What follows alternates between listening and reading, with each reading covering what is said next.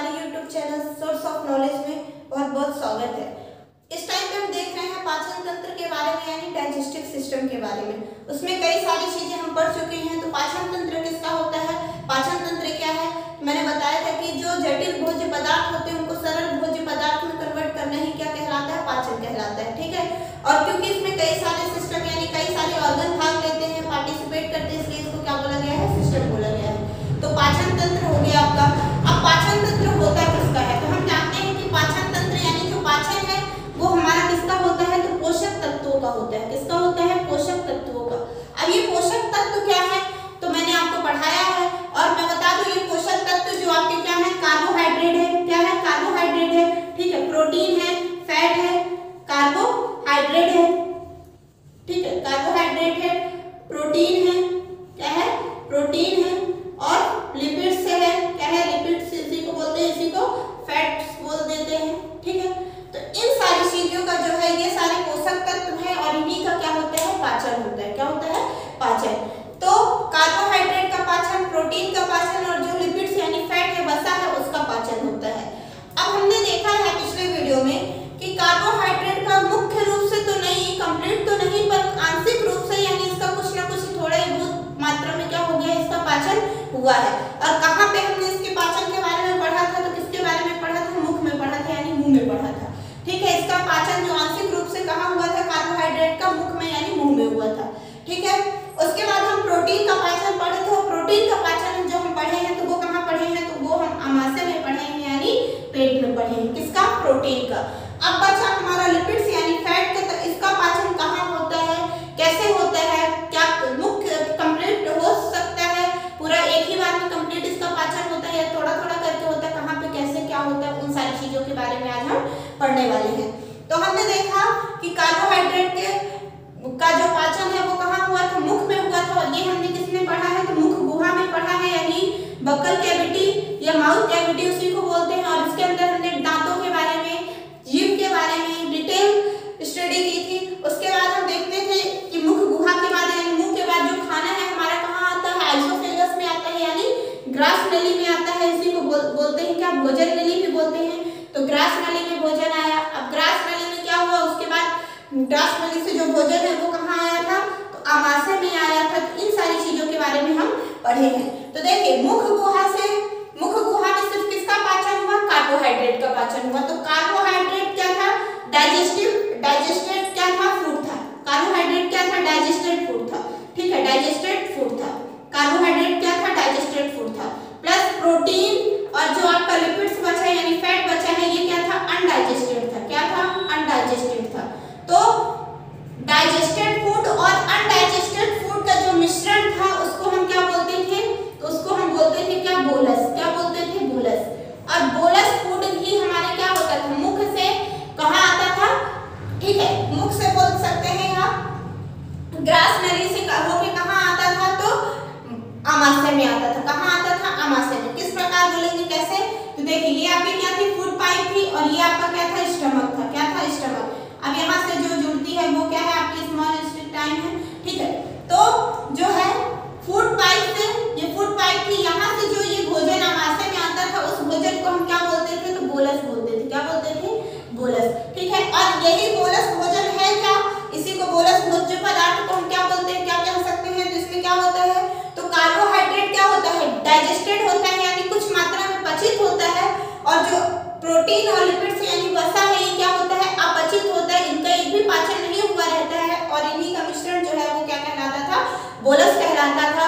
और अगर आपसे क्वेश्चन ये पूछता है कि ऐसा कौन सा भोज्य पदार्थ है जो ग्रास नली से आमाशय में आता है, तो वो कौन सा भोज्य पदार्थ है, तो बोलस है। कौन सा है, बोलस। उसके बाद हम जब आमाशय में आ गया हमारा ये जो बोलस भोजन है वो कहाँ आया था, आमाशय में आया था। तो आमाशय में हमने पढ़ा कि आमाशय में किसका पाचन होता था, तो आमाशय में आंशिक रूप से प्रोटीन का पाचन हुआ यानी थोड़ा बहुत मात्रा में किसका पाचन हुआ है, तो प्रोटीन का पाचन हुआ। अब प्रोटीन का जो पाचन हो गया है तो यहाँ पे आपका क्या था, डाइजेस्टेड फूड में क्या था, कार्बोहाइड्रेट था। और क्या था, पहले अनडाइजेस्टेड आपका क्या था, प्रोटीन था। लेकिन अब ये भी क्या हो गया, डाइजेस्टेड फूड हो गया है। और आपका जो अनडाइजेस्टेड बचा है वो क्या है, लिपिड्स है यानी वसा है। तो कार्बोहाइड्रेट और प्रोटीन का ये क्या हो गए, पचित भोज्य पदार्थ हो गए। ये क्या हो गए, पचित भोज्य पदार्थ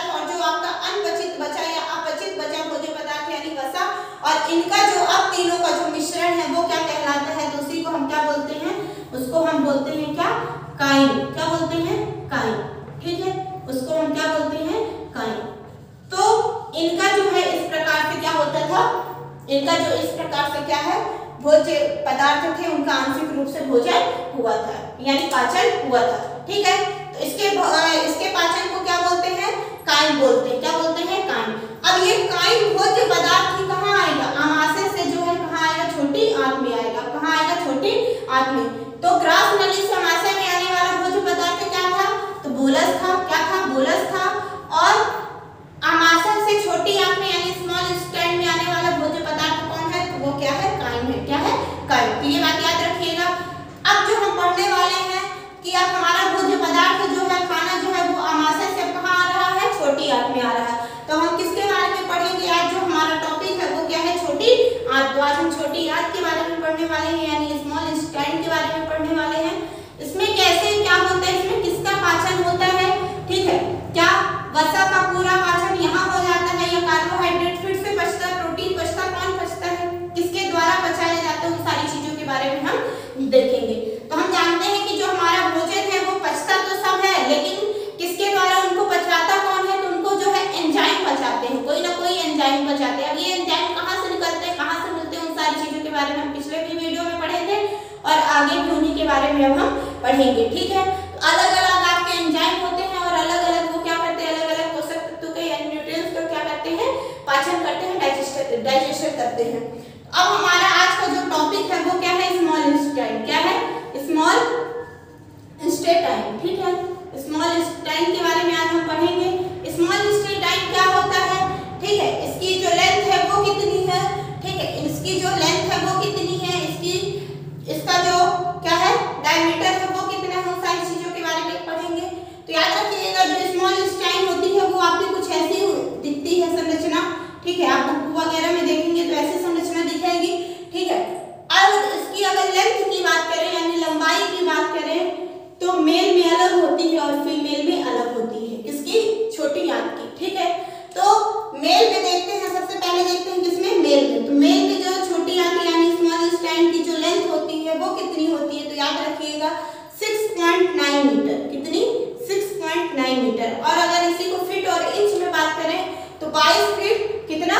22 फीट लगभग 9 इंच के बराबर। किसके? 22 फीट 6 इंच के बराबर। किसके बराबर? तो 22 फीट और किसके? 6 इंच के। 6 इंच 9 इंच कुछ। ठीक है, तो जो लंबाई है किसकी? मेल में स्मॉल इंटेस्टाइन की यानी छोटी आंत की वो कितनी है? तो 6.9 मीटर।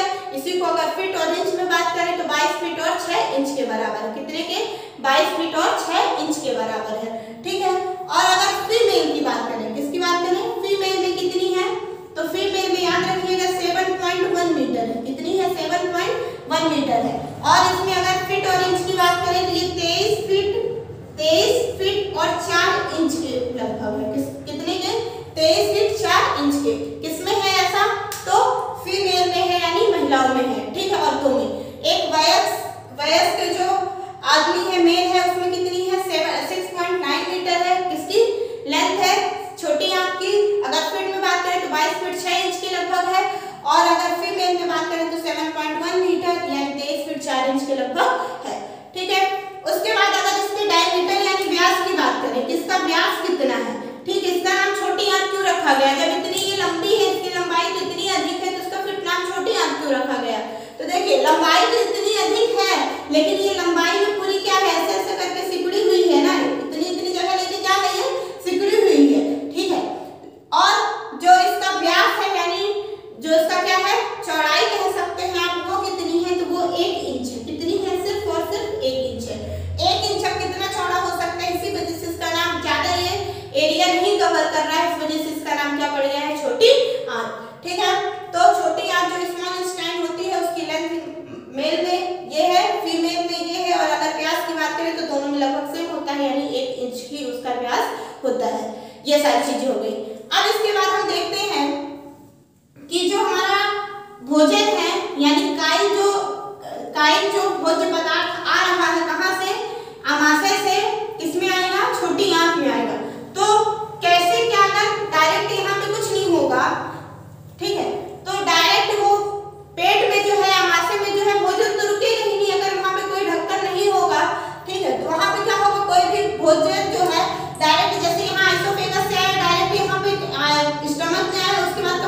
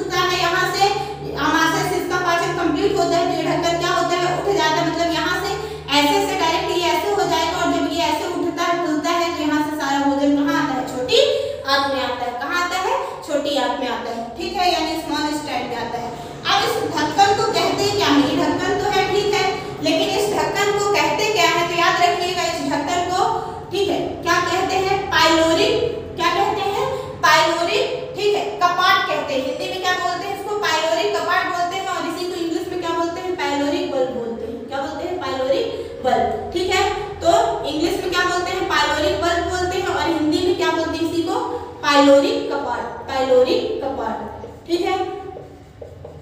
अब इसका नाम पाइलोरिक कपाट क्यों पड़ा? क्यों? क्योंकि आप जानते हैं कि ये अमाशय के पाइलोरस भाग से जुड़ा हुआ है, इसलिए इसका नाम क्या पड़ गया? पाइलोरिक कपाट पड़ा। कपाट ढक्कन नुमा होता है, ठीक है, इसलिए इसका नाम क्या पड़ा? पाइलोरिक कपाट पड़ा। पाइलोरस से जुड़ा हुआ था अमाशय, इसलिए पाइलोरिक कपाट पड़ा। ये क्या काम करता है? तो जब तक अमाशय में आपका भोज्य पदार्थ रहता है तो ये ढक्कन बंद रहता है, मतलब छोटी आंत में नहीं आने देता भोज्य पदार्थ को, और जैसे ही वहां उसका पाचन हो चुकता है तो ये खुल जाता है और पूरा भोजन कहाँ आ जाता है? छोटी आंत में आता है, ठीक है। अब उसके बाद हम देखेंगे कि ये जो छोटी आंत है ये क्या बस इसका इतना ही काम है? ये कितनी बड़ी होती है? क्या है इसमें लंबाई तो इसकी काफी ज्यादा है, तो इसके क्या भाग है, क्या है, उसके बारे में हम पढ़ेंगे। तो याद रखिएगा जो छोटी आंत है इसको 3 भाग में बांटा गया है। कितने भाग में? 3 भाग में, ठीक है। ये आपका क्या है? ठीक है, कुछ इस प्रकार से आपका क्या होता है? अमाशय, छोटी आंत, ये सारी चीजें होती हैं। तो इसको जो छोटी आंत है इसको 3 भाग में बांटा गया है। पहला भाग आपका ये है, दूसरा भाग ये है और तीसरा भाग आपका लास्ट वाला ये है, ठीक है। पहला भाग आपका ये है, दूसरा भाग ये है और तीसरा भाग आपका ये है। पहले भाग को इंग्लिश में क्या बोलते हैं? ड्यूडेनम। क्या बोलते हैं? ड्यूडेनम। पहले भाग को इंग्लिश में क्या बोलते हैं? ड्यूडेनम, ठीक है। दूसरे भाग को इंग्लिश में क्या बोलते हैं? इसको इंग्लिश में भी ड्यूडेनम बोलते हैं और हिंदी में भी ड्यूडेनम ही बोलते हैं लगभग, लेकिन उसका दूसरा नाम भी अगर चलता है तो क्या चलता है? अंतर्ग्रहणी। क्या चलता है? अंतर्ग्रहणी, ठीक है। तो क्या बोलते हैं? पहला जो भाग है, शुरुआती वाला भाग है, यानी जो अमाशय से जुड़ा हुआ पार्ट है वो कौन सा है? तो ड्यूडेनम है। कौन सा है? ड्यूडेनम, ठीक है। जो दूसरा भाग है वो क्या है आपका? तो जजनम है। क्या है? जजनम, ठीक है। जो दूसरा भाग है वो क्या है? तो जजनम है। उसके बाद जो तीसरा भाग है, क्या है? तीसरा भाग है। जजनम के बाद कौन सा है? तीसरा भाग है। इसको क्या कहते हैं? तो इसको इलियम कहते हैं। क्या बोलते हैं? इलियम कहते हैं, ठीक है। तो 3 पार्ट हो गए किसके? छोटी आंत के। पहला कौन सा है? तो ड्यूडेनम है। कौन सा है? ड्यूडेनम है, ठीक है। दूसरा कौन सा है? तो जजनम है। कौन सा है? जजनम है। और तीसरा जो है वो आपका क्या है? इलियम है। क्या है? इलियम है, ठीक है। तो सबसे पहले हम पढ़ेंगे किसके बारे में? ड्यूडेनम के बारे में पढ़ेंगे, फिर जजनम के बारे में पढ़ेंगे, फिर इलियम के बारे में पढ़ेंगे, ठीक है। अब आपसे अगर क्वेश्चन ये पूछता है कि अमाशय से लगा हुआ छोटी आंत का कौन सा भाग है? ऐसा छोटी आंत का ऐसा कौन सा भाग है जो अमाशय से जुड़ा है? तो वो कौन सा है आपका? ड्यूडेनम है, यानी अंतर्ग्रहणी है, ठीक है। अब इसमें क्या होता है? इसमें किसका पाचन होता है, कैसे होता है, उसके बारे में हम पढ़ेंगे, ठीक है। तो आज का अब जो हमारा टॉपिक है छोटी आंत में कौन सा है? तो छोटी आंत में जो पहला टॉपिक है वो क्या है आपका? ड्यूडेनम, यानी अंतर्ग्रहणी के बारे में हम पढ़ने वाले हैं, जो कि क्या होता है? अमाशय से जुड़ा होता है। और अमाशय के किस भाग से? तो पाइलोरिक, ठीक है।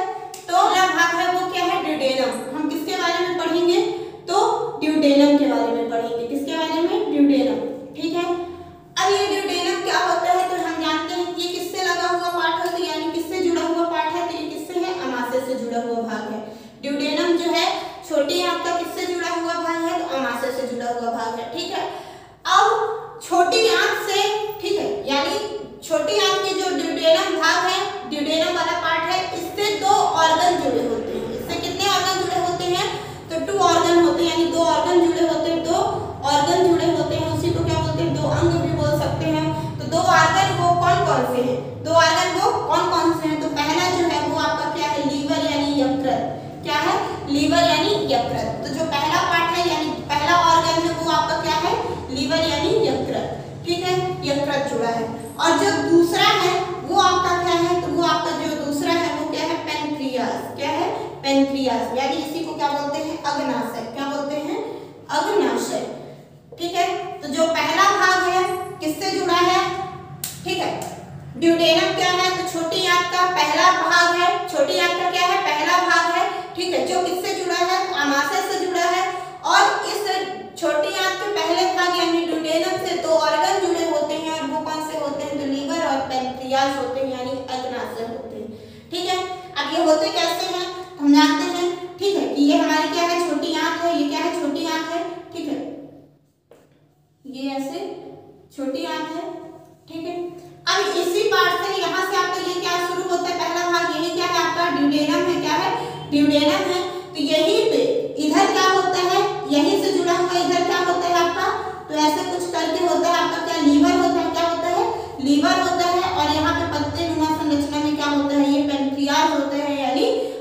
से होता है। तो किससे ये जुड़े होते हैं? ड्यूडेनम भाग से। किसके ड्यूडेनम से? तो छोटी आंत का पहला भाग क्या है? ड्यूडेनम है, जिससे क्या जुड़े होते हैं? दो ऑर्गन। वो कौन कौन से हैं? तो लीवर है और पेनक्रियाज है। अब इसमें सबसे पहले हमको किसके बारे में पढ़ना है? तो लीवर के बारे में पढ़ना है, यानी पेनक्रियाज के बारे में पढ़ना है। आखिर ये ऑर्गन जुड़े हैं, ठीक है, ये ऑर्गन जुड़े हैं तो ये क्या काम कर रहे हैं, इससे हमें क्या मिलता है? इनका जो पाचन तंत्र है यानी पाचन है उसमें क्या भूमिका है, ये कैसे भूमिका निभा रहे हैं उसके बारे में हम पढ़ेंगे। तो जो हमारा टॉपिक है, अगला हेडिंग हमारा क्या है? वो है लीवर यानी यकृत के बारे में हम पढ़ने वाले हैं। यकृत के बारे में यानी लीवर के बारे में मैं आपको पूरा इसका डिटेल वीडियो दूंगी, क्योंकि ये यकृत सिर्फ ऐसा नहीं है कि बस इसमें हेल्प करता है, इसके कई सारे बहुत सारे इसके कार्य हैं, जो कार्य भी क्या है? अनिवार्य है। ऐसा नहीं है कि अगर नहीं करेगा तो काम चल जाएगा। ये लीवर आपके शरीर का ऐसा है जो किसी भी टाइम रेस्ट नहीं करता है, ऑल टाइम वर्क करता रहता है, ठीक है, और ये सारे कई सारे काम को एक साथ करता है, ठीक है। तो ये बहुत ही ज्यादा महत्वपूर्ण है। तो इसके बारे में आपको अलग से वीडियो बना के दूंगी, जिसमें इसके पूरे कार्य मैं बताऊंगी, किसके क्या क्या कार्य है और इसकी कई सारी डिटेल चर्चा करूंगी। अभी सिर्फ हम उतना पढ़ेंगे जो हमारे पाचन तंत्र में इसकी भूमिका है, ठीक है। तो क्या है लीवर? अब लीवर के बारे में मैं थोड़ी बहुत जानकारी आपको दे रही हूँ। तो याद रखिएगा, जो लीवर है ये मानव शरीर जो है इसकी सबसे बड़ी ग्रंथि कहलाती है, या आप कह सकते हैं कि जो लीवर है ये क्या है? एक ग्लैंड है यानी ग्रंथि है। क्या है? ग्लैंड है यानी ग्रंथि है। अब बोलेंगे ग्लैंड या ग्रंथि क्यों है? तो आप जानते थे कि अभी अपन क्या पढ़ के आए हैं? स्लाइवरी ग्लैंड पढ़ के आए हैं, जिसमें क्या बनता था? स्लाइवरी ग्लैंड से क्या निकलता था? लार निकलता था, ठीक है, यानी लार बनने की प्रक्रिया किससे होती थी? तो स्लाइवरी ग्लैंड से होती थी। स्लाइवरी ग्लैंड ही क्या करते थे? लार का निर्माण करते थे, ठीक है। तो अभी हम क्या पढ़ के आए थे? Salivary gland. उसके बाद हम आमाशय में क्या पढ़े थे? तो गैस्ट्रिक ग्लैंड पढ़े थे, यानी जठर ग्रंथि के बारे में पढ़े थे, और वो क्या करती थी? तो वो जठर रस बनाती थी। स्लाइवरी ग्लैंड लार ग्रंथि थी, वो क्या करती थी? तो लार बनाती थी। जठर ग्रंथि क्या थी? तो जठर रस बनाती थी। उसी प्रकार ये जो लीवर है यहाँ ये क्या कर रहा है? ग्लैंड का काम कर रहा है, यानी ग्रंथि का काम कर रहा है। तो ये भी कोई ना कोई रस बनाएगा, कोई ना कोई जूस बनाएगा। अब कौन सा जूस बनाएगा उसके बारे में हम आगे देखेंगे। तो लीवर याद रखिएगा, लीवर क्या है? ये ग्लैंड है, और जो मानव शरीर है इसमें सबसे बड़ा और सबसे भारी ग्लैंड है। ये क्या है? सबसे बड़ा है और सबसे भारी है। बड़ा भी है और क्या है? भारी भी है, ठीक है। तो अगर कोई पूछे कि मानव शरीर में ऐसी कौन सी ग्रंथि है जो सबसे बड़ी और सबसे भारी है, तो वो आपकी कौन सी है? लीवर ग्लैंड है, यानी कौन सी है? यकृत ग्रंथि है, जो क्या है? सबसे बड़ी भी और सबसे भारी भी है। अब बात आती है कि किसमें कितनी होती है? तो मेल में अलग होती है और फीमेल में अलग होता है इसका वेट, ठीक है। मेल में अलग होता है और फीमेल में अलग होता है। तो अगर मैं मेल की बात करूं तो इसमें 1.4 से लेके 1.8 केजी के अप्रॉक्स होता है। कितने के? 1.4 से लेके 1.8 केजी के लगभग होता है, ठीक है। और अगर यही किसमें बात करूं? फीमेल में बात करूं तो ये क्या होता है? 1.2 से लेके 1.5 केजी के लगभग होता है। किसमें? फीमेल में। क्या होता है? इसका भार होता है। केजी में क्या वेट करेंगे? भार ही तो करेंगे। तो मेल में लीवर का यानी यकृत का जो वेट होता है वो कितना होता है? तो 1.4 से लेके 1.8 केजी के लगभग होता है। और जो फीमेल होती है उसमें कितना होता है? तो उसमें जो है 1.2 से लेके 1.5 केजी के अप्रॉक्स यानी लगभग होता है क्या? वेट, ठीक है। तो लीवर क्या है? मानव शरीर में जो है मनुष्य में सबसे बड़ा, ठीक है, ग्लैंड है और सबसे भारी ग्लैंड है, यानी सबसे बड़ी ग्रंथि है। और क्या है? सबसे भारी ग्रंथि है कौन? लीवर। मेल में इसका ये वेट होता है और फीमेल में ये वेट होता है।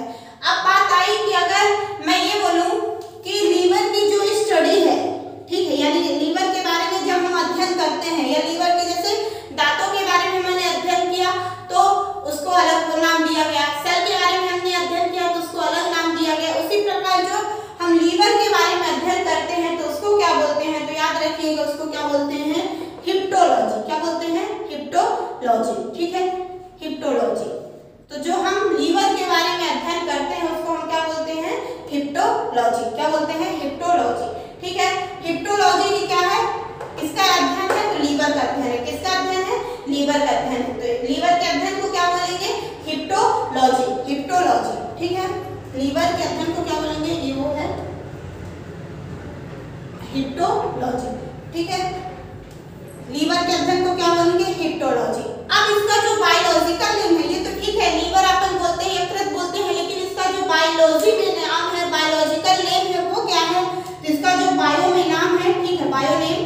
या बायोलॉजिकल नेम कुछ भी बोल सकते हैं, ठीक है, बायोलॉजिकल नेम बोल सकते हैं।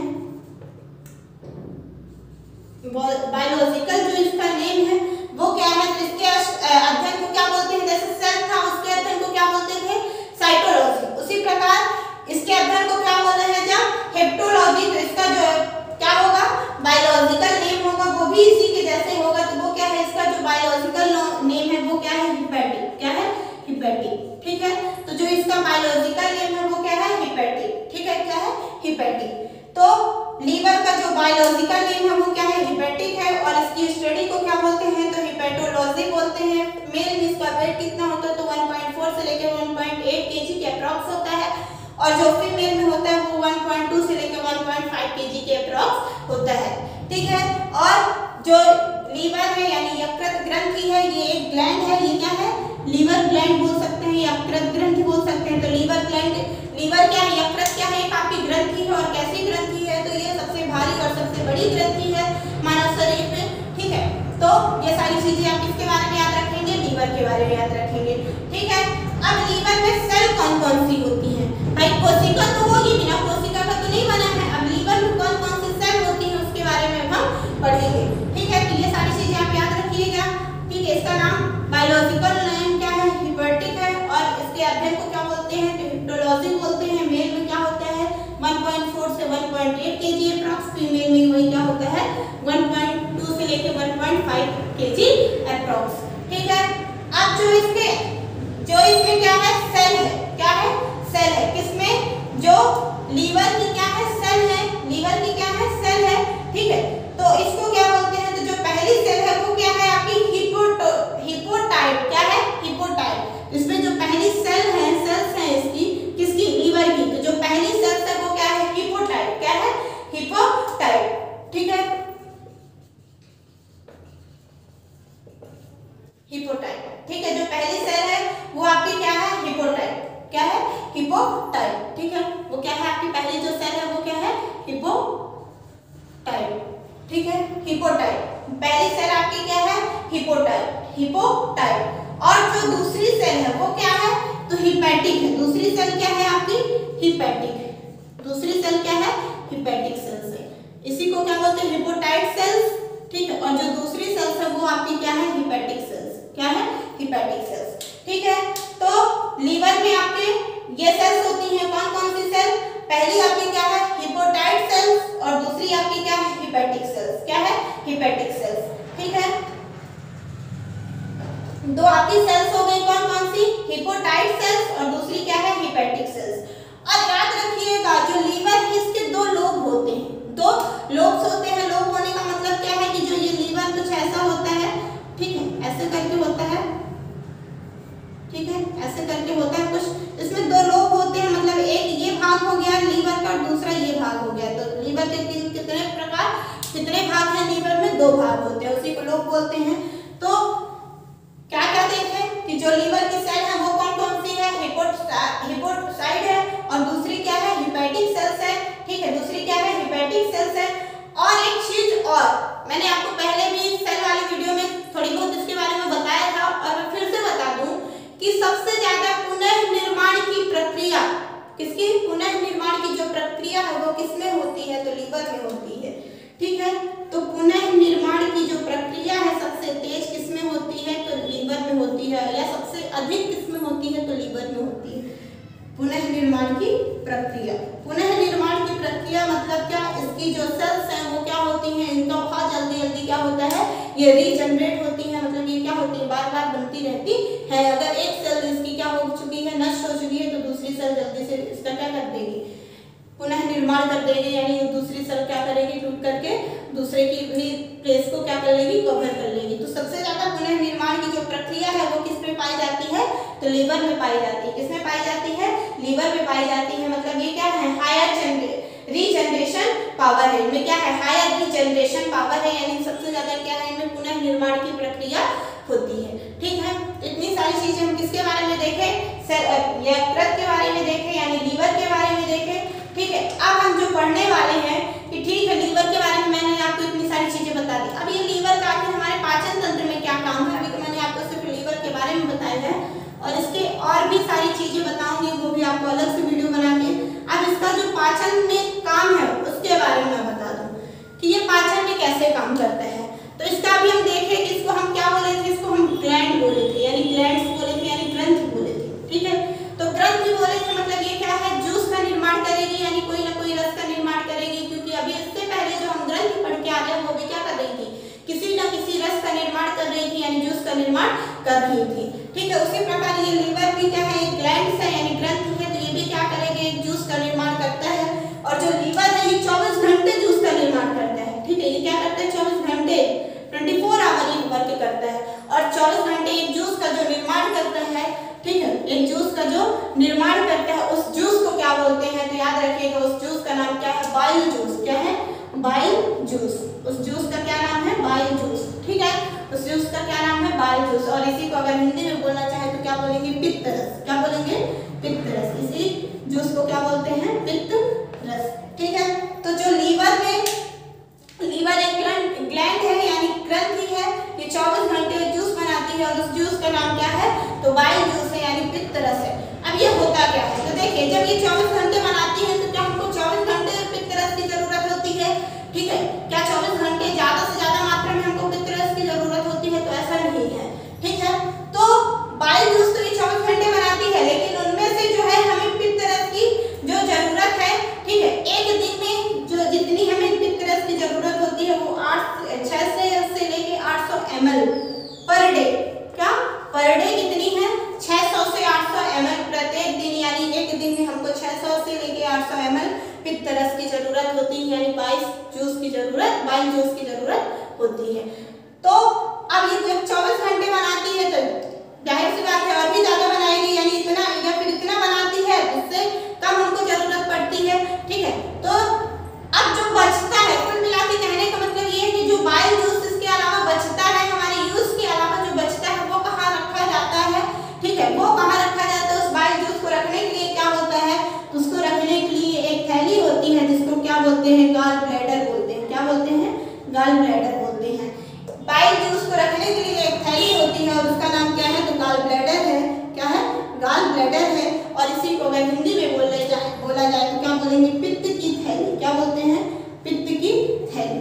ठीक है, और ये होती कहाँ है, तो ये लीवर के जस्ट नीचे होती। कहाँ होती है, लीवर के जस्ट नीचे होती है। ठीक है, तो पित्त की थैली कहाँ होती है, तो लीवर के नीचे होती है। एक थैली नुमा संरचना होती है जिसमें लीवर क्या करता है, जो एक्स्ट्रा बाइल जूस है यानी पित्त रस है उसको क्या करता है, उसमें भर के रखता है। ठीक है, तो हम क्या देखें कि जो लीवर है वो क्या करता है, बाइल जूस का निर्माण करता है और एक दिन में ये कितना करता है, तो 600 से लेके 800 ml per day bile juice का निर्माण करता है।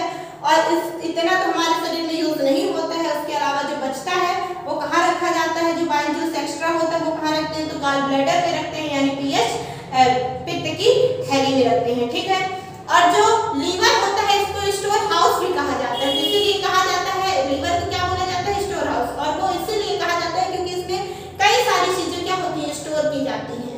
ठीक है, जो यूजफुल है वो भी स्टोर होता है और जो यूजफुल नहीं है वो भी ये स्टोर करता है, इसलिए इसको स्टोर हाउस भी कहा जाता है। किसको, लीवर को। ठीक है, अब अगर इसके पीएच मान की बात करें कि इसकी पीएच वैल्यू क्या होती है, इसका पीएच मान क्या होता है, किसका, जो ये बाइल जूस बनता है तो इसका जो पीएच मान होता है वो कितना होता है, 7.6 होता है। कितना होता है, 7.6 होता है। और आप जानते हैं कि जब पीएच मान 7 से ऊपर जाता है तो वो क्या, किस बेस का होता है, किस फॉर्म का होता है, तो वो क्षारीय प्रकृति का होता है। उसका नेचर कैसा हो जाता है, तो वो क्षारीय प्रकृति का होता है। तो जो बाइल जूस होता है यानी पित्त रस होता है वो कैसा होता है, क्षारीय प्रकृति का होता है। अब एक चीज मैं आपको बताती हूँ, मैंने अभी आपको आमाशय में पढ़ाया था कि जो हमारा खाना है वो अम्लीय था। क्या था, अम्लीय था। क्यों, क्योंकि उसमें हाइड्रोक्लोरिक एसिड मिलाया गया था। क्या मिलाया गया था, हाइड्रोक्लोरिक एसिड मिलाया गया था।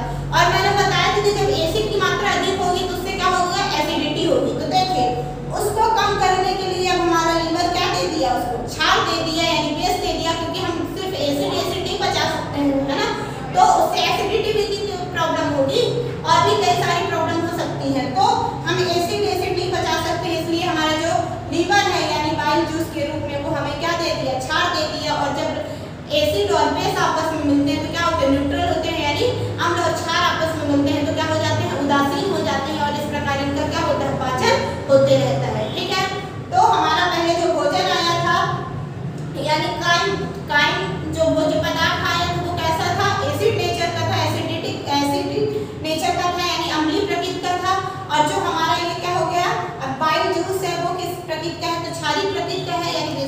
बेस नेचर क्या है, ठीक है। तो ये सारी चीजें हम किसके बारे में अभी पढ़े, बाइल जूस के बारे में। अब देखिए बाइल जूस का जो रंग होता है वो कैसा होता है, हरा होता है। बाइल जूस का जो रंग होता है, अगर कलर की बात करें तो ये कैसा होता है, हरा होता है। कैसा होता है, हरा होता है। और एक चीज और बता दूं आपको कि बाइल जूस का भी रंग कैसा होता है, हरा होता है। और ये जो पित्त की थैली होती है इसका भी रंग कैसा होता है, हरा होता है। तो पित्त, जो पित्त का कलर होता है वो भी हरा होता है, और जो पित्त की थैली होती है उसका भी कलर कैसा होता है, हरा होता है, ठीक है।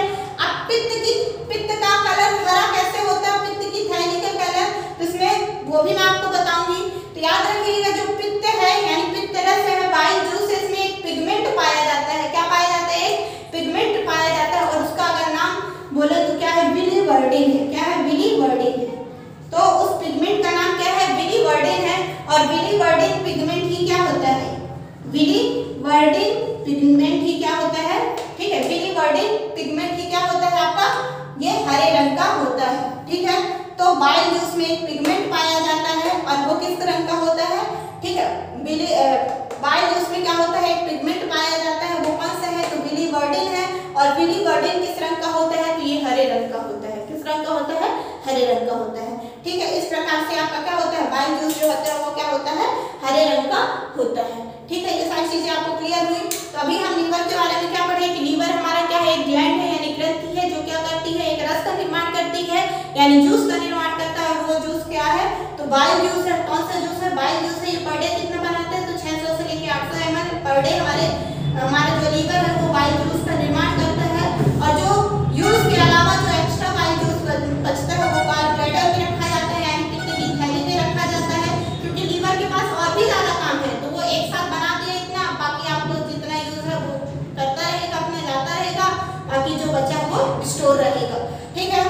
और इसका जो पीएच वैल्यू होती है वो कितनी होती है, 7.6 होती है। अगर इसका नेचर की बात करें तो ये बेस नेचर का होता है, ठीक है। तो ये किस नेचर का होता है, बेस नेचर का होता है। और ये जो पित्त रस है यानी बाइल जूस है वो हरे रंग का होता है। क्या होता है, हरे रंग का होता है, ठीक है। और ये हरा रंग किसकी वजह से होता है, तो बाइल जूस में एक पिगमेंट होता है, वो कौन सा है, बिलीवर्डिन है। और ये पिगमेंट का रंग भी कैसा होता है, तो हरा होता है। इसलिए क्या होता है, पित्त रस भी क्या होता है, हरे रंग का होता है, ठीक है। अब हम देखते हैं कि ये तो सारी चीजें हम देख लिए कि बाइल जूस है क्या है, उसका रंग क्या है, क्या कैसे, लेकिन इसमें पाचन वाला क्या है, इसमें पचा क्या रहा है, पाचन किसका हो रहा है, उसके बारे में अब हम पढ़ेंगे, ठीक है। तो अब हमें ये देखना पड़ेगा कि पाचन तो किसके द्वारा होता है, एंजाइम द्वारा होता है। तो क्या बाइल जूस में भी कोई एंजाइम होता है, बाइल जूस किससे किससे मिलकर बना है, इसमें क्या क्या होता है, उन सारी चीजों के बारे में अब हम पढ़ेंगे, ठीक है। तो अब हम देखते हैं कि जो बाइल जूस है इसमें क्या क्या होता है। तो आप इससे भी पहले मैं आपको कई सारी चीजें बता के आई कि जठर रस हो तो उसमें क्या है ना। और जो आपकी लार है उसमें क्या क्या है, उसी प्रकार हम किसके बारे में देखेंगे, तो बाइल जूस के बारे में देखेंगे यानी बाइल जूस में और क्या क्या होता है। तो याद रखिएगा बाइल जूस में जो है, ठीक है, क्या होता है, पानी होता है। क्या होता है, पानी होता है, सॉल्ट होता है यानी लवण होता है।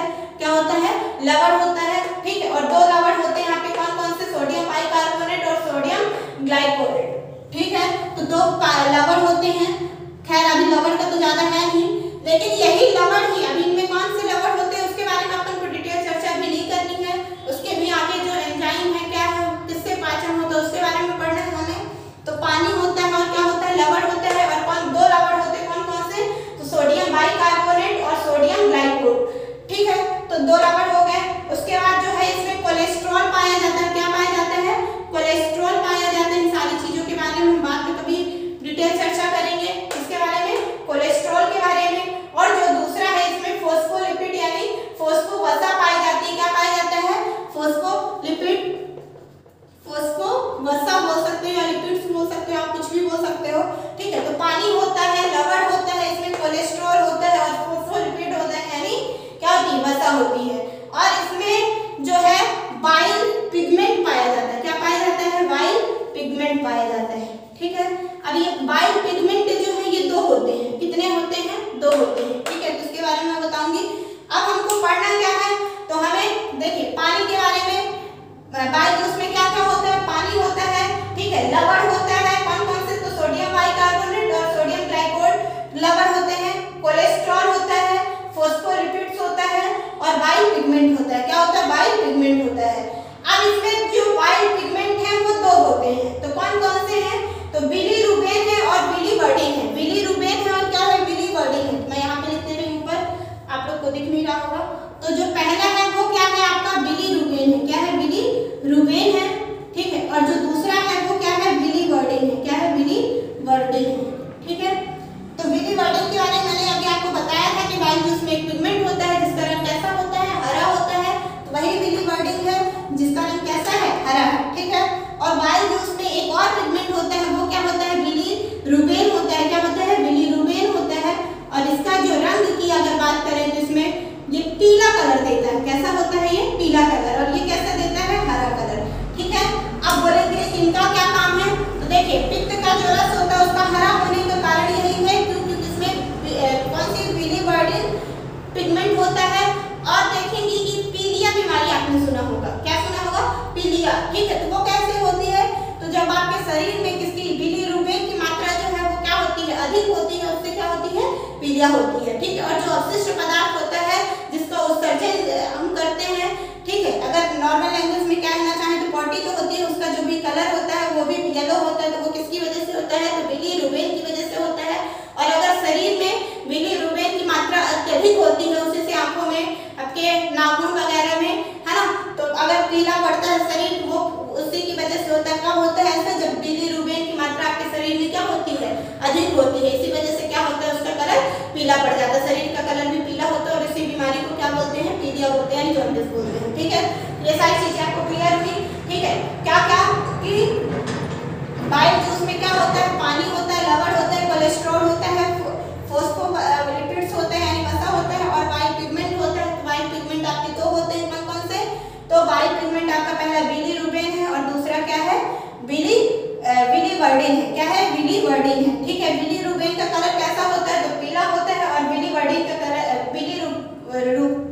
कलर कैसा होता है? जिसका हरा होता है। और एक चीज मैं और बता दूं कि जो अब आप बोलेंगे कि पाचन में तो एंजाइम हेल्प करते हैं। कौन हेल्प करता है? एंजाइम हेल्प करते हैं। तो यहाँ तो कोई एंजाइम है ही नहीं। तो बिल्कुल बाइल जूस ही एक ऐसा जूस है जो पाचन प्रक्रिया में भाग लेता है परंतु उसमें कोई एंजाइम नहीं होते हैं। तो आपसे क्वेश्चन ये भी पूछेगा कि पाचन प्रक्रिया में भाग लेने वाला ऐसा कौन सा जूस है जिसमें कोई भी एंजाइम नहीं होते हैं? तो वो कौन सा है? बाइल जूस है। इसमें कोई भी एंजाइम नहीं होते, इसमें नो एंजाइम। क्या? नो एंजाइम, ठीक है। इसमें कोई भी एंजाइम नहीं होते हैं, नो एंजाइम। किसमें? बाइल जूस में। किसमें? बाइल जूस में कोई भी एंजाइम नहीं होता है। तब बोलेंगे इसमें पाचन प्रक्रिया में भाग कौन लेता है? तो इस पाचन प्रक्रिया में भाग लेने वाला कौन होता है? वहां पे लवण होता है यानी सॉल्ट होता है, जो क्या करता है? पाचन प्रक्रिया में भाग लेता है या सहायता करता है, ठीक है। तो ये सारी चीजें आपको क्लियर हुई किसके बारे में? बाइल जूस के बारे में। हमने क्या देखा कि बाइल जूस हमारा किससे किससे मिलके बना है? तो पानी से मिलके बना है, लवण से मिलके बना है, ठीक है, कोलेस्ट्रॉल से मिलके बना है, और जो है फोस्फोलिपिड से मिलके बना है। और इसमें दो पिगमेंट होते हैं, कौन कौन से? तो बिलीरुबिन और बिलीवर्डिन होते हैं। बिलीरुबिन का कलर पीला होता है और बिलीवर्डिन का कलर हरा होता है। जब शरीर में बिलीरुबिन की मात्रा अत्यधिक होती है तो पीलिया बीमारी होती है। क्या होती है? पीलिया यानी जॉन्डिस होता है। और जो बिलीवर्डिन का कलर कैसा होता है? हरा होता है। इसी वजह से क्या होता है? पित्त रस का यानी बाइल जूस का कलर भी क्या होता है? हरा होता है, ठीक है। और जो इसमें है बाइल जूस में कोई भी एंजाइम नहीं मिलता है, इसमें कोई भी एंजाइम नहीं रहता है। और जो इसमें पाचन होता है वो कौन कराता है? किसकी सहायता से होता है? तो लवण की सहायता से होता है यानी सॉल्ट की सहायता से होता है। अब बोलेंगे कि ठीक है पाचन तो सहायता कराता है, करता है, लेकिन करता किसका पाचन है? तो याद रखिएगा ये जो बाइल जूस है इसकी निगाहें जो है हमेशा किसको ढूंढती हैं? फैट को ढूंढती है यानी लिपिड्स को ढूंढती है, वसा को ढूंढती है। किसको ढूंढती है? फैट को या लिपिड्स को ढूंढती है, वसा को ढूंढती है। तो जो बाइल जूस होता है वो किसको ढूंढता है? फैट को यानी लिपिड्स को। तो कुल मिला के क्या बाइल जूस द्वारा किसका पाचन होता है? तो फैट का होता है यानी वसा का होता है। अब किस तरीके से होता है उसके बारे में हम देखेंगे, ठीक है। तो इतनी सारी चीजें आपको क्लियर हुई। क्या क्या कि बाइल जूस हमारा किससे किससे मिलकर बना है, इसमें कौन कौन से पिगमेंट होते हैं। आपसे क्वेश्चन ये भी पूछेगा कि बाइल जूस में कौन कौन से दो पिगमेंट पाए जाते हैं, तो बिलीरुबिन और क्या है? बिलीवर्डिन है, ठीक है। और बाइल जूस में किसका पाचन होता है? तो इसमें जो है किसका पाचन होता है? फैट का होता है यानी वसा का होता है। और इसमें कोई भी एंजाइम नहीं पाया जाता है। तो जब एंजाइम नहीं पाया जाता है तो पाचन कौन कराता है? तो पाचन जो है इसमें कौन कराता है?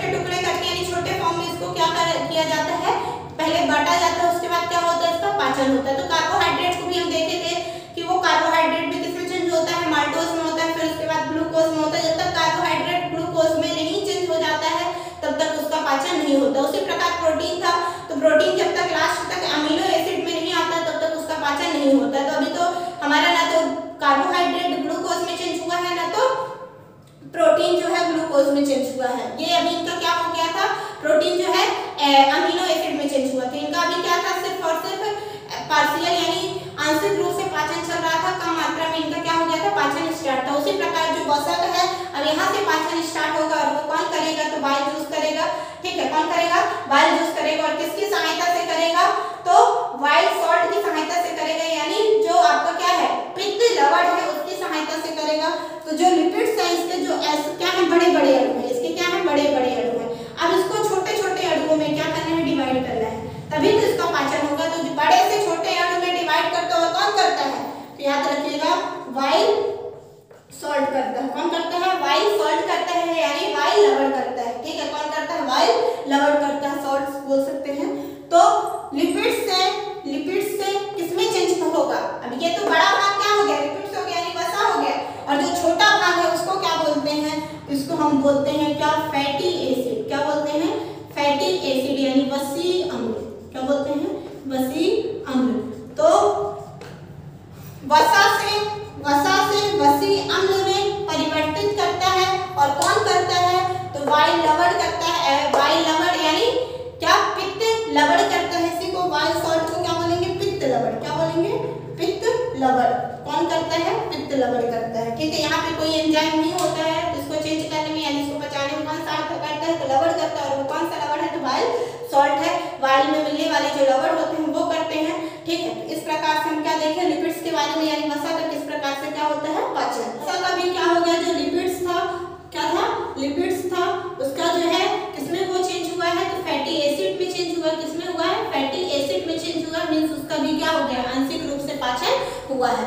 तो अभी हमारे कार्बोहाइड्रेट का भी आंशिक रूप से पाचन था, प्रोटीन का भी आंशिक रूप से पाचन था, और जो आपका क्या है, लिपिड्स यानी फैटी वसा था, वो फैटी एसिड में टूटा यानी वसी अम्ल में टूटा, और इसका भी यहाँ पे क्या हो गया, आंशिक रूप से पाचन हो गया। ठीक है, तो इन सारी चीजों के बारे में हम देख चुके हैं। अब हम ये सारी चीजें हम किसके पढ़े हैं, तो लीवर का पढ़े। अब इसमें जो पैनक्रियाज है यानी अग्नाशय है, वो क्या काम करता है, क्या ये जो आंशिक रूप से पाचन है इनको वो कंप्लीट कर देता है, या आगे और भी जाएगा ये पाचन, तो उन सारी चीजों के बारे में हम पढ़ेंगे। तो अभी जो हमारा सिर्फ ये क्या था, पित्त रस था, जो हमारा सिर्फ क्या छोड़ा था, ड्यूडेनम वाले पार्ट्स में ही कौन छोड़ा था, लीवर छोड़ा था। अब जो अग्नाशय है वो भी कोई रस छोड़ेगा, और वो क्या होगा उसके बारे में हम देखेंगे। तो जो अगला हमारा टॉपिक है वो क्या है, पैनक्रियाज है। क्या है, पैनक्रियाज है यानी अग्नाशय है। क्या है, इसी को क्या बोलते हैं, अग्नाशय। ठीक है, पैनक्रियाज को ही क्या बोलते हैं, अग्नाशय। ठीक है, अग्नाशय का क्या काम है, अग्नाशय क्या काम करता है, ये कैसा दिखता है, इन सारी चीजों के बारे में हम देखेंगे। तो याद रखिएगा जो ये अग्नाशय है, क्या है, अग्नाशय है। ठीक है, क्या है, अग्नाशय है, ये आपका एक पत्तीनुमा संरचना होती है। कैसी होती है, ये पत्तीनुमा संरचना होती है, जैसे लीफ होती है ना पत्ती, उस प्रकार की ऐसी इसकी कुछ संरचना होती है, किसकी, अग्नाशय की। ठीक है, अग्नाशय की कैसी संरचना होती है, तो एक पत्तीनुमा संरचना होती है। और एक साइड जो आपका ड्यूडेनम होता है यानी छोटी आंत होता है, छोटी आंत का जो ड्यूडेनम वाला पार्ट है, तो उसके इस साइड क्या होता है, लीवर होता है, और एक साइड क्या होता है, पैनक्रियाज होता है यानी अग्नाशय होता है। तो लीवर तो अपना भोजन में जो है वहां से अम्लीय एसिड आया था। ठीक, अम्लीय क्या आया था, भोज्य पदार्थ आया, तो उसमें क्या वो छोड़ दिया, बाइल जूस मिलाया, जो कि बाइल जूस क्या था आपका, वहां पे कोई एंजाइम तो नहीं था, लेकिन वहां पे एक ऐसा सॉल्ट था जो वो क्या किया, फैट को यानी वसा को ढूंढ कर वो क्या किया, फैटी एसिड में चेंज कर दिया है, यानी वसी अम्ल में चेंज किया, और उसका भी क्या किया, आंशिक रूप से क्या किया, पाचन किया। अब देखते हैं कि पैनक्रियाज में क्या होता है, इसमें कौन से एंजाइम आता है, ये कौन सा जूस बनाता है, तो उसके बारे में। तो पैनक्रियाज एक साइड होता है, इसकी संरचना कैसी होती है, कि ये पत्तीनुमा संरचना का होता है। कैसा होता है, पत्तीनुमा संरचना का होता है, और ये जो है किससे जुड़ा होता है, तो ये ड्यूडेनम से जुड़ा होता है। किससे जुड़ा होता है, ड्यूडेनम से जुड़ा होता है। ठीक है, और अग्नाशय की जो ग्लैंड है, ठीक है, अग्नाशय में भी क्या होती है, ग्लैंड होती है, यानी ये भी क्या है, एक ग्रंथि वाला है। अग्नाशय भी क्या है, ग्रंथि है। क्या है, ग्रंथि है। अब जब ग्रंथि है तो फिर से वही बात की, जब ग्रंथि है तो ये भी कोई ना कोई जूस बनाएगा, और वो कौन सा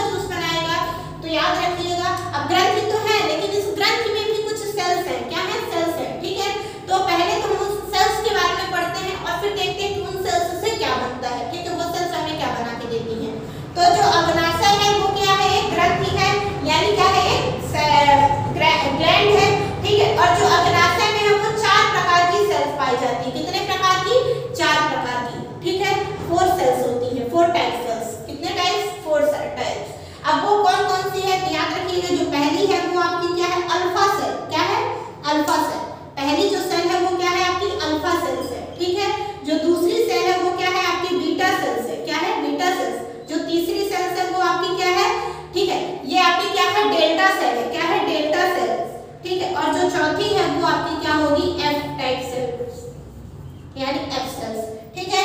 तो पहली जो क्या है वो अल्फा है, दूसरी क्या है बीटा है, तीसरी क्या है डेल्टा है और चौथी क्या है एफ है। पहली को हम बोलेंगे अल्फा सेल या अल्फा कोशिका, दूसरी को हम बोलेंगे क्या बीटा कोशिका, क्या बोलेंगे बीटा सेल, ठीक है। तीसरी को हम क्या बोलेंगे डेल्टा सेल, क्या बोलेंगे डेल्टा सेल, ठीक है। तीसरी को हम क्या बोलेंगे डेल्टा सेल और जो चौथी है उसको हम क्या बोलेंगे एफ सेल, क्या बोलेंगे एफ सेल, ठीक है। तो ये 4 सेल होती है किसमें अग्नाशय में, कितनी सेल होती है 4 सेल, कौन कौन सी, तो पहली आपकी अल्फा सेल हो गई, दूसरी बीटा सेल हो गई, तीसरी जो है डेल्टा सेल और चौथी कौन सी है एफ सेल है। अब इनमें क्या होता है, ये सेल क्या है, इनमें क्या है, ठीक है। तो याद रखिएगा जो शुरू की 3 सेल है कौन कौन सी अल्फा सेल, बीटा सेल और कौन सी डेल्टा सेल, तो ये जो 3 सेल है ये किसका निर्माण करती है, तो ये हार्मोन का निर्माण करती है, किसका निर्माण करती है हार्मोन का निर्माण करती है, ठीक है। और जो ये लास्ट वाली आपकी यानी एफ सेल है, कौन सी सेल है एफ सेल है और ये एक जूस बनाती है, ये क्या करती है एक जूस बनाती है, ठीक है। तो मैंने क्या बोला कि जो ग्लैंड है यानी अग्नाशय है, ठीक है, पेनक्रियास है यानी अग्नाशय, वो क्या है एक ग्रंथि है, क्या है एक ग्रंथि है यानी एक ग्लैंड से, और ग्लैंड जहाँ होती है वहाँ जूस तो होते ही है, लेकिन अभी इसमें देखते हैं क्या कि जो ग्लैंड्स हैं इसमें 4 सेल्स होती हैं, कौन कौन सी सेल्स, तो अल्फा सेल्स, बीटा सेल्स और डेल्टा सेल्स और चौथी कौन सी आपकी एफ सेल्स। तो इसमें अल्फा बीटा और डेल्टा इन तीनों का काम क्या है हार्मोन का निर्माण करना, यानी ये क्या बनाती है हार्मोन्स बनाती है। उसके बाद जो आपकी एफ सेल है ये एक जूस देती है यानी एक जूस का निर्माण करती है। अब उसको क्या कहते हैं, इन हार्मोन को क्या कहते हैं, इन सारी चीजों के बारे में हम देखेंगे, ठीक है। तो अल्फा सेल, बीटा सेल और जो आपकी डेल्टा सेल है कौन कौन सी अल्फा बीटा और डेल्टा, ये क्या करती है तो हार्मोन बनाती है। और हार्मोन बनाने वाली ग्रंथि को सेल तो है, ठीक है, लेकिन जो हार्मोन बनाने वाली ग्रंथि की तो सेल है ना, यानी ग्रंथि की क्या है कोशिका है, जिनको हम क्या कह सकते हैं हार्मोन बनाने वाली ग्रंथि। तो हार्मोन बनाने वाली ग्रंथि को ही अंतःस्रावी ग्रंथि भी कहते हैं, ये बात भी याद रखिएगा, क्या कहते हैं ऐसी ग्रंथि जो क्या करती है हार्मोन बनाती है उसको क्या कहते हैं अंतःस्रावी ग्रंथि, क्या कहते हैं अंतःस्रावी ग्रंथि, ठीक है। और जो जूस बनाती है क्या बनाती है जूस बनाती है यानी, और इस जूस को क्या कहते हैं, इसी जूस को जो है जो एफ सेल देती है उसी जूस को क्या बोलते हैं पेनक्रियास जूस, क्या बोलते हैं इस जूस को पेनक्रियास जूस बोलते हैं, पेनक्रियास जूस, ठीक है। इस जूस को क्या बोलते हैं तो पेनक्रियास जूस बोलते हैं। और पेनक्रियास जूस बनाने वाली सेल को यानी जो यहाँ पे सेल ऐसी सेल जो क्या करती है ऐसी ग्रंथि जो यहाँ पे जूस बनाती है, ठीक है, या फिर कोई भी बोल सकते हैं, क्या मैंने बोला कि जो ऐसी सेल या कोशिका जो क्या करती है हार्मोन बनाती है उनको क्या बोलते हैं अंतःस्रावी ग्रंथि बोलते हैं। और ऐसी ग्रंथि जो क्या करती है जूस बनाती है, पहले भी तो ग्रंथि जूस बनाई है, तो उन सारी ग्रंथि को क्या बोलते हैं तो बहिस्रावी ग्रंथि बोलते हैं, क्या बोलते हैं बहिस्रावी ग्रंथि बोलते हैं, ठीक है, बहिस्रावी ग्रंथि बोलते हैं, ठीक है। पहला आपका क्या मैंने क्या बोला कि जो अग्नाशय है वो कैसी संरचना का होता है, तो ये पत्तीनुमा संरचना का होता है, ठीक है। इसमें जो है ये क्या है एक ग्लैंड है यानी ग्रंथि है, ये भी इसमें क्या होता है 4 प्रकार की सेल्स होती हैं, कौन कौन सी तो अल्फा बीटा डेल्टा और एफ, ठीक है। तो अल्फा बीटा और डेल्टा जो है 3 ऊपर की जो ग्रंथि है यानी सेल है वो क्या करती है हार्मोन का निर्माण करती है, क्या बनाती है हार्मोन बनाती है। और हार्मोन्स बनाने वाली ग्रंथि को क्या बोलते हैं तो अंतःस्रावी ग्रंथि बोलते हैं, ठीक है। और जो आपकी एफ सेल्स होती है ये क्या बनाती है तो ये एक रस बनाती है, जिस रस को क्या बोलते हैं पेनक्रियास रस बोलते हैं, यानी क्या अग्नाशय रस बोलते हैं, ठीक है, इसी को सॉरी अग्नाशय रस बोलते हैं, ठीक है। और ये क्या बोलते हैं इंग्लिश में इसको क्या बोलेंगे पैनक्रिएटिक जूस, क्या बोलेंगे पैनक्रिएटिक जूस बोलेंगे, या पैनक्रियास से निकलने वाला है जूस है तो उसको क्या बोलेंगे पैनक्रिएटिक जूस बोलेंगे, क्रिएटिक जूस बोलेंगे सॉरी, ठीक है। तो पैनक्रिएटिक जूस बनाती है और इस जूस को एक एफ सेल जो है वो एक जूस बनाती है और उसको क्या बोलते हैं पैनक्रिएटिक जूस बोलते हैं। और जूस बनाने वाली ग्रंथि को क्या बोलते हैं तो बहिस्रावी ग्रंथि बोलते हैं। इतनी सारी चीजें आपको क्लियर हुई। मैंने क्या बोला कि 4 सेल होती हैं, अल्फा, बीटा और डेल्टा, ये तीनों क्या करती हैं, हार्मोन का निर्माण करती हैं, और हार्मोन का जाने वाली ग्रंथि को अंतःस्रावी ग्रंथि बोलते हैं। और जो एफ है ये क्या बनाती है, जूस बनाती है, जिस जूस का नाम, अरे भाई कहाँ बना है, अग्नाशय में बना है, तो अग्नाशय वाली अग्नाशय जूस ही कहलाएगा, यानी अग्नाशय रस कहलाएगा। और अग्नाशय रस को ही पैनक्रिएटिक जूस बोलते हैं। और जूस बनाने वाली जो ग्रंथि होती है, यानी रस बनाने वाली जो ग्रंथि होती है, उनको क्या बोलते हैं, बहिस्रावी ग्रंथि बोलते हैं। इतनी सारी चीजें आपको क्लियर हुई। अब देखिए जो यहाँ पे अब हमारा आपसे एक क्वेश्चन ये भी आएगा, ठीक है, आपसे क्या क्वेश्चन पूछेगा कि ऐसी कौन सी ग्रंथि है, ऐसी कौन सी ग्रंथि है जो हार्मोन और रस दोनों बनाती है। क्या बनाती है, हार्मोन भी बनाती है, वो क्या करती है, हार्मोन का भी निर्माण करती है, और किसका करती है, रस का भी करती है, यानी जूस का भी करती है। ठीक है, तो ऐसी कौन सी ग्रंथि है जो हार्मोन और हार्मोन और किसका, रस दोनों का निर्माण करती है, यानी हार्मोन का भी और जूस का भी निर्माण करती है। ऐसी कौन सी ग्रंथि है, तो आप क्या बताएंगे, ऐसी कौन सी ग्रंथि है, अग्नाशय। देखिए अग्नाशय में हार्मोन भी बन रहा है, और अग्नाशय में क्या हो रहा है, पैनक्रिएटिक जूस भी बन रहा है, यानी अग्नाशय रस भी बन रहा है। ठीक है, तो ऐसी कौन सी ग्रंथि है जो हार्मोन और रस दोनों बनाती है, वो कौन सी है, अग्नाशय है। तो आपसे ये भी क्वेश्चन पूछ सकता है, याद रखिएगा ये सारी चीजें भी।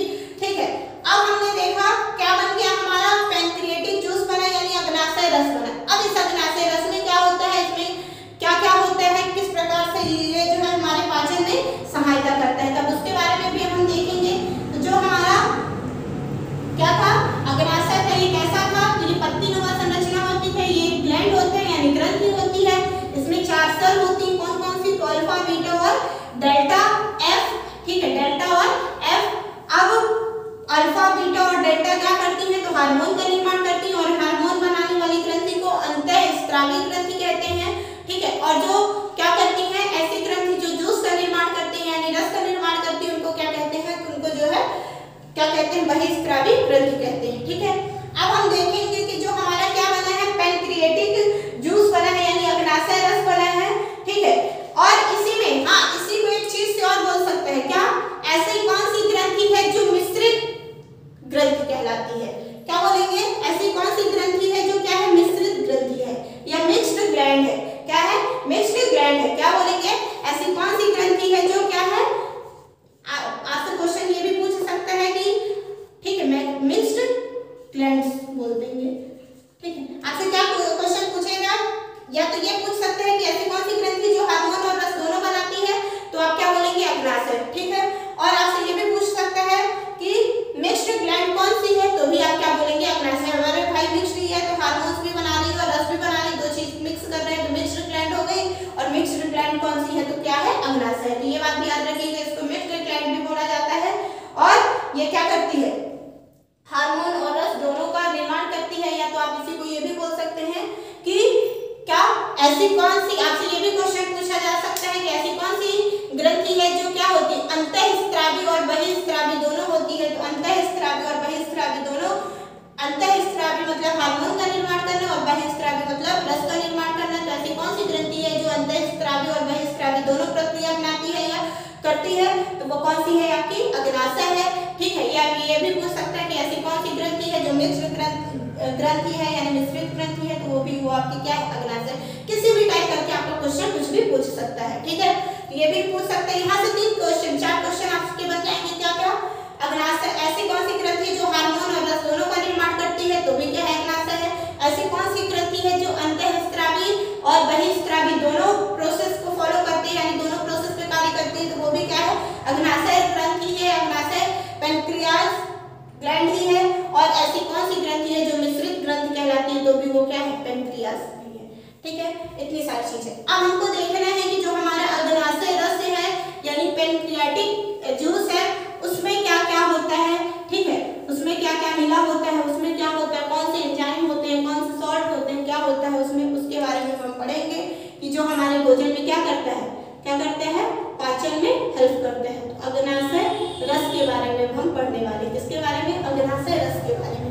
ठीक है, अब जो ये अग्नाशय रस होता है, ठीक है, ये क्या होता है, अग्नाशय रस होता है। अब ये अग्नाशय रस निकलता कहाँ से है, कौन बनाता है, तो आप जानते हैं कौन बनाता है अग्नाशय रस, एफ सेल्स बनाती हैं। कौन बनाता है, एफ सेल्स बनाती हैं। ठीक है, अग्नाशय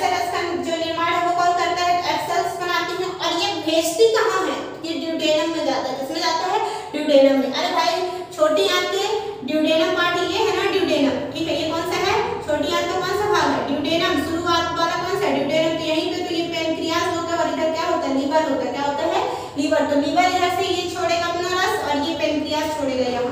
तो कहाँ दोनों छोड़ते हैं? ड्यूडेनम में ही छोड़ते हैं। कहाँ छोड़ते हैं? ड्यूडेनम में ही, यानी जो छोटी आंत होती है उसका सबसे पहला भाग जो होता है का अंतःग्रहणी उसमें छोड़ते हैं, यानी ड्यूडेनम भाग में छोड़ते हैं क्या? लीवर अपना पित्त रस छोड़ेगा और अग्नाशय अपना क्या छोड़ेगा? अग्नाशय रस छोड़ेगा। ठीक है, तो ये सारी चीजों के बारे में हम देखेंगे कि अग्नाशय रस बनाता कौन है? तो एप्सल बनाती, कौन बनाता है? एप्सल बनाती है। और कितना बनाती है? तो याद रखिएगा ये 1 लीटर पर डे बनाती है, 1 लीटर पर डे बनाती है। ठीक है, 1 लीटर क्या करती है? पर डे बनाती है।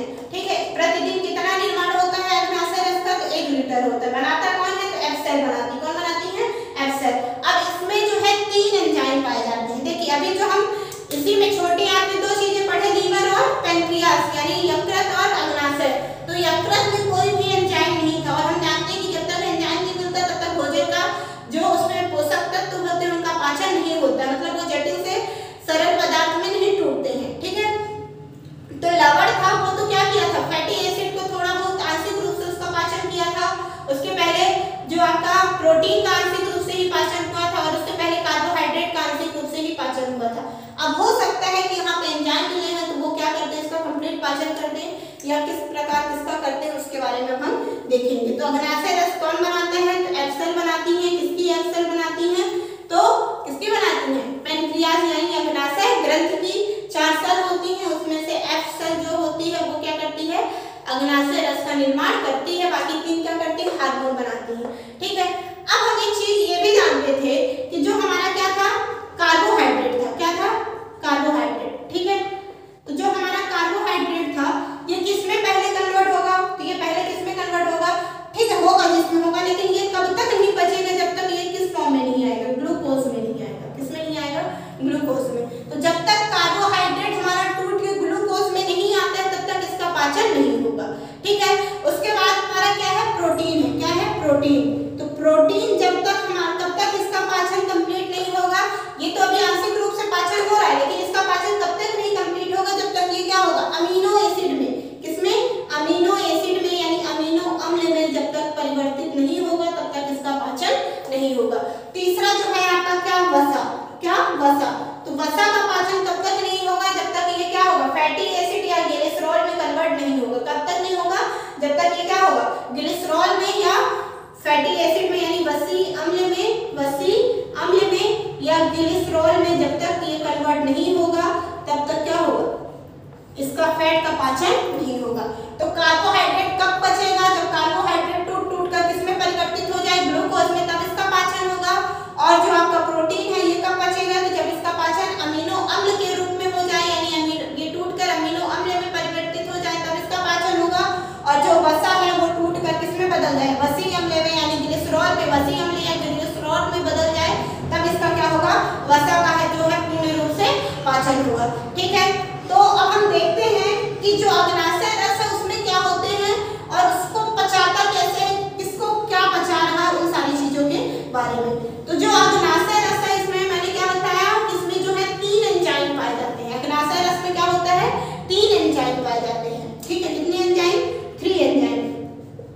कितने एंजाइम? तो 3 एंजाइम। पहला जो है आपका क्या? पहला है, तो पहला आपका क्या है? एमाइलेज है। क्या है? एमाइलेज है। पहला जो एंजाइम है वो आपका क्या है? एमाइलेज है। ठीक है, क्या है? एमाइलेज है। ठीक है, जो दूसरा एंजाइम है क्या है? जो दूसरा एंजाइम है वो क्या है? लाइपेज है। क्या है? लाइपेज है। ठीक है, जो दूसरा एंजाइम है वो क्या है? लाइपेज है। लाइपेज है। ठीक है, तो दूसरा एंजाइम आपका क्या है? लाइपेज। और जो तीसरा एंजाइम है क्या है? जो तीसरा एंजाइम है वो आपका क्या है? ट्रिप्सिन है। क्या है? ट्रिप्सिन। जो तीसरा एंजाइम है वो आपका क्या है? तो ट्रिप्सिन है। क्या है? ट्रिप्सिन। ट्रिप्सिन। ठीक है, तो 3 एंजाइम होते हैं किसमें? अग्नाशय रस में। किसमें होते हैं? अग्नाशय रस में। पहला क्या है? आपका एमाइलेज है, दूसरा आपका क्या है? लाइपेज है, और जो तीसरा है वो आपका क्या है? ट्रिप्सिन है। ठीक है, तीसरा क्या है?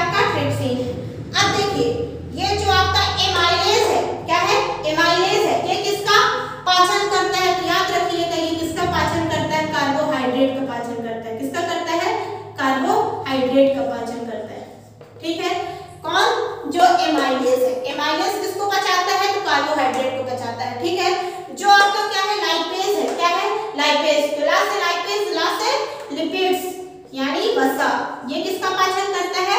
तो वसा का करता है। और जो ट्रिप्सिन है ये किसका करता है? तो ये प्रोटीन का पाचन करता है। किसका करता है? प्रोटीन का पाचन करता है। तो अब आपको यहाँ पे ये समझ आना चाहिए कि अग्नाशय रस में लगभग हमको तीनों एंजाइम मिल रहे हैं जो क्या करते हैं? कार्बोहाइड्रेट, प्रोटीन और वसा तीनों का पाचन कर रहे हैं। ठीक है, अब देखते हैं कि किस प्रकार से किसका कंप्लीट पाचन करते हैं और किसका नहीं करते हैं। तो तीन एंजाइम कौन से? एमाइलेज, दूसरा लाइपेज और तीसरा ट्रिप्सिन। एमाइलेज क्या करता है? एमाइलेज क्या करता है? कार्बोहाइड्रेट का पाचन करता है। जो लाइपेज है वो किसका करता है? लाइपेज वसा का करता है यानी लिपिड्स का करता है। और जो आपका ट्रिप्सिन है वो किसका करता है? तो ये प्रोटीन का करता है। ठीक है, अब देखिए कार्बोहाइड्रेट हमारा किस फॉर्म में होता है? स्टार्च के फॉर्म में हम लेते हैं। किस फॉर्म में लेते हैं?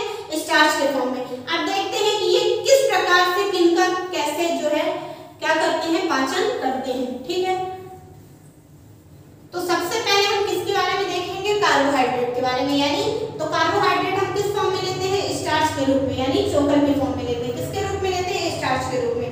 अब जो स्टार्च को क्या किसमें कन्वर्ट करेगा? माल्टोज में। किसमें चेंज करेगा? माल्टोज में। ठीक है, स्टार्च से माल्टोज में कन्वर्ट करेगा। कौन करेगा?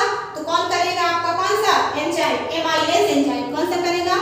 Amylase enzyme. ठीक है, 100% ये कन्वर्ट कर देगा। मतलब ये क्या कर देगा? जो स्टार्च है यानी कार्बोहाइड्रेट है उसको किसमें कन्वर्ट करेगा? माल्टोज में कन्वर्ट करेगा। ठीक है, कौन करेगा? एमाइलेज करेगा। मतलब इसका क्या हो गया? पाचन हो गया। किसका हुआ है? लेकिन अभी सिर्फ किसका हुआ है? स्टार्च से माल्टोज में पाचन हुआ है। कार्बोहाइड्रेट का ही हुआ है लेकिन किसमें हुआ है? अभी सिर्फ माल्टोज में हुआ है। और मैंने बोला था कि कार्बोहाइड्रेट का पाचन जब तक कंप्लीट नहीं होगा जब तक वो ग्लूकोज के फॉर्म में ना आए। तो अभी देखिए हमारे यानी हुआ तो 100% है लेकिन किसका हुआ है? सिर्फ स्टार्च से किसमें हुआ है? माल्टोज में हुआ। मतलब अभी ये ग्लूकोज में कन्वर्ट नहीं हुआ है। मतलब क्या? कार्बोहाइड्रेट का कंप्लीट पाचन अभी भी नहीं हुआ है। ठीक है, अब देखते हैं दूसरा आपका क्या है? दूसरा जो हमारा वो क्या है? लिपिड्स है। क्या है? लिपिड्स है यानी वसा है। क्या है? लिपिड्स यानी वसा। ये किसमें टूटेगा? तो ये आप जानते हैं कि ये किसमें टूटता है? फैटी एसिड में। कुल मिला के ये किसमें टूटता है? फैटी एसिड में। ठीक है, और या ग्लिसरॉल में। किसमें टूटता है? फैटी एसिड में या ग्लिसरॉल में। ठीक है, तो मेन तो इसमें कौन है? फैटी एसिड है, वसी अम्ल है या ग्लिसरॉल भी है, लिख भी लेंगे कोई भी नहीं।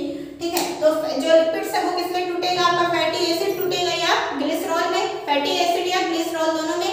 तो ये कौन तोड़ता है? इसको कौन तोड़ता है? तो ला से लाइपेज। लिपिड्स को कौन तोड़ेगा? तो लाइपेज तोड़ेगा। और ये क्या करता है? 100% क्या कर देता है? कन्वर्ट कर देता है। और मैंने बताया भी है कि जो फैट होता है लिपिड्स होता है जब तक वो फैटी एसिड और किसमें ग्लिसरॉल में कन्वर्ट ना हो तब तक क्या होता है? उसका पाचन नहीं होता। तो आप देख रहे होंगे कि लिपिड्स जो है किसमें टूट चुका है? फैटी एसिड या ग्लिसरॉल में कन्वर्ट हो चुका है। मतलब इसका क्या हो जाएगा? पाचन हो जाएगा। यानी इसका 100% यहाँ पे क्या हो चुका है? पाचन हो चुका है। तो किसका पाचन हो गया है? तो फैटी एसिड में कौन टूट चुका है? तो ग्लिसरॉल टूट चुका है। ठीक है, कौन टूट चुका है? तो ग्लिसरॉल टूट चुका है। कौन टूट चुका है? ग्लिसरॉल टूट चुका है। लिपिड से जो है किसमें टूट चुका है? तो फैटी एसिड या ग्लिसरॉल में कन्वर्ट हो चुका है। और कितना कौन किया है? तो लाइपेज एंजाइम किया है। कौन किया है? लाइपेज एंजाइम किया है। कौन किया है? तो लाइपेज एंजाइम किया है। किसमें किया है? तो फैटी एसिड और ग्लिसरॉल में किया। किसमें किया है? फैटी एसिड और ग्लिसरॉल में किया है। ठीक है, ग्लिसरॉल में किया है।